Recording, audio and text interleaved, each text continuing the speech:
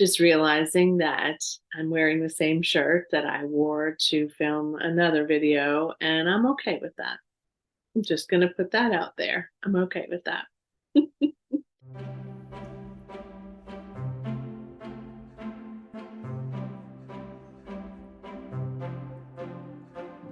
Hi readers, it's Lori. Welcome back to my channel, Books, Ink, and Paper. So today's video is about podcasters that I have recently started listening to that I had not listened to before. Some of them were recommended by other podcasters, which I appreciate. And it's much like the booktube community. They really do showcase other folks.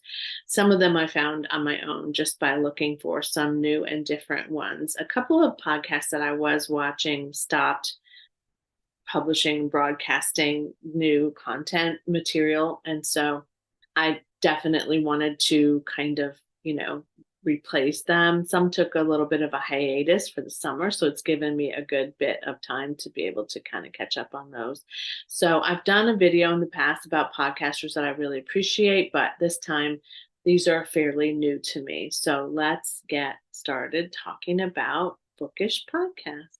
Now, before I start, do let me say that podcasts, if you're not familiar with them, can be found on many sort of major channels that you listen to, although some of them do record their podcasts as videos. You can do both or one or the other. You can either listen on audio, which is typically what I do when I'm getting ready for work in the morning or when I'm having my lunch break, or you can watch them on YouTube if they have a YouTube channel or some other way of recording their podcasts. There is an iTunes app or an Apple app where I usually get my podcasts. That's typically where I search for them and listen to them. But you can also listen to podcasts on Spotify, on iHeartRadio.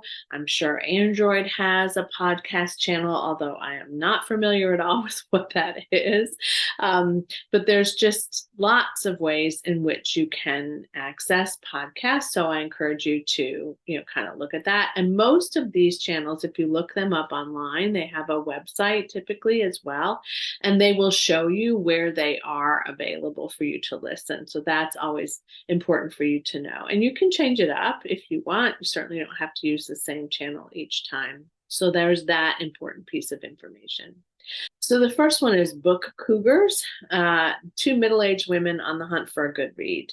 And I heard about them from another podcast, so that was very lovely of them to have shared this. And their names are Emily Fine and Chris Wolak. Emily and Chris do something that I appreciate a lot, which is to focus on different authors. They have an author spotlight each time, and they really do bring forward some books that I might not have looked at or might not have heard about, or some backlist books for these authors, which they also do some fun biblio adventures. So recently they went back to where Nathaniel Hawthorne was living, and they really kind of did a focus on Nathaniel Hawthorne and on his place of birth and his life and those kinds of things. They also visit independent booksellers and they talk about those. So recently they've focused on one in Chicago called the Galena Book and Paper Store, which I appreciate just knowing when I travel where I can go to visit different places and maybe to find different authors. They kind of have sometimes a kind of a theme, bring forward books that you might not have thought about reading and kind of fit within that theme. They tell you where to find the authors, where they're going to be speaking, which is important to me too, if I'm in that place where I can find them. And they attend different conferences and bookish events. So they got a lot of content, a lot that they share with you each time, and I really like that.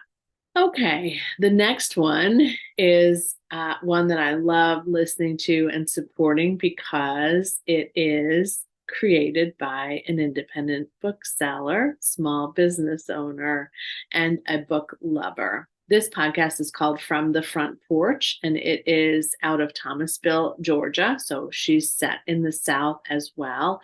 And Annie B. Jones is the host, and she's the owner of a bookstore called The Bookshelf, which is in Thomasville. So if you're that way, or if you use libro.fm and you want to support an indie bookseller, Annie would really appreciate that, I'm sure. She does have some friends of the show that show up now and then and support her in the work that she's doing. She also has a girl who works on her staff that used to work at the Strand, which is one of my favorite places to go when I'm in New York. So there's that too. She does have a Patreon to support her if you'd like to do that too. And I will say that I'm only currently a member of one Patreon, which came from a podcast as well. And I adore it and love it.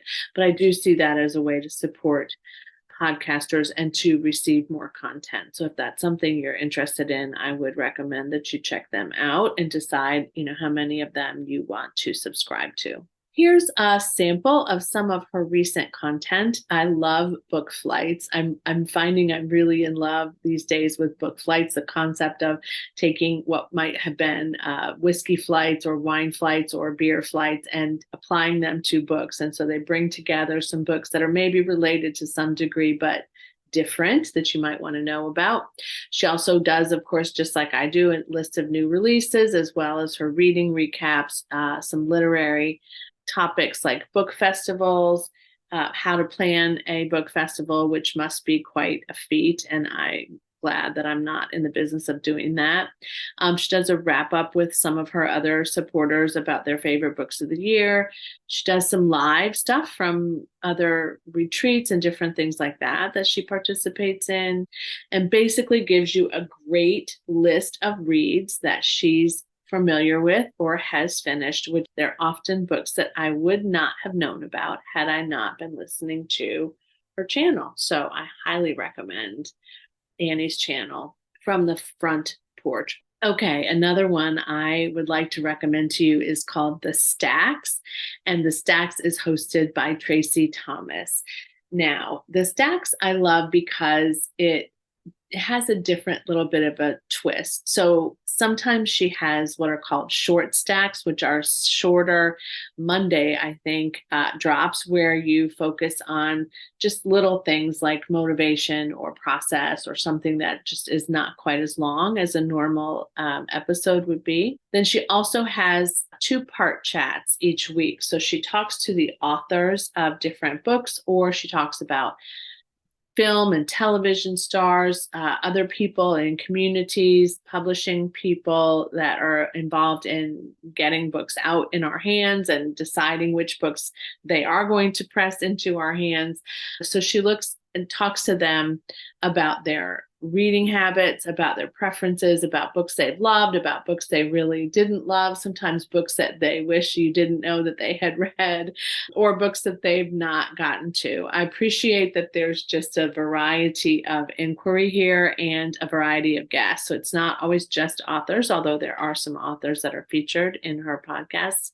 So, for example, a recent episode, she featured an author whose name is Akwaeke Emizi. I would never have been introduced to Akwaeke had she not brought forward a book called You Made a Fool of Death with Your Beauty, which also, I just love that title.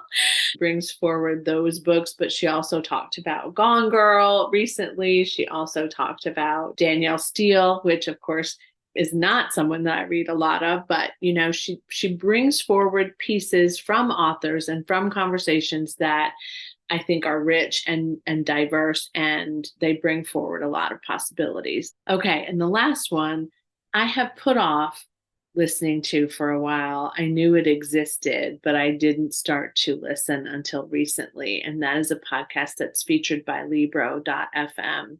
Now, if you've watched me for any length of time, you know that I love librofm. For one reason I love them is because they support independent booksellers. So they always provide a donation to independent booksellers whenever you purchase an audiobook from libro.fm. And if you were wondering, you can switch your support back and forth from independent booksellers if you'd like to give a little bit here and there and here and there. They appreciate that too. So a lot of podcasters will feature indie booksellers, and then they will ask you if you want to support them. I bring forward authors. Recently, they brought Grady Hendrix forward and Patchett. Certainly, they look at trendy books, but they also look at authors that you may not have heard of before.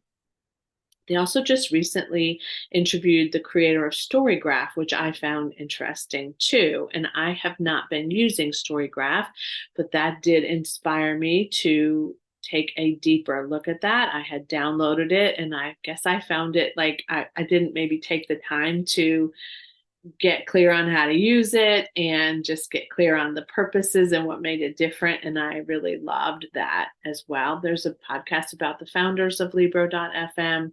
There's just lots of richness there too. So you can listen to the Libro.fm podcast, even if you're not a subscriber or a member of Libro.fm. And if you're not purchasing books from them, that's perfectly fine. But you can also learn about books and authors that you may not have learned about, and some that you're very familiar with.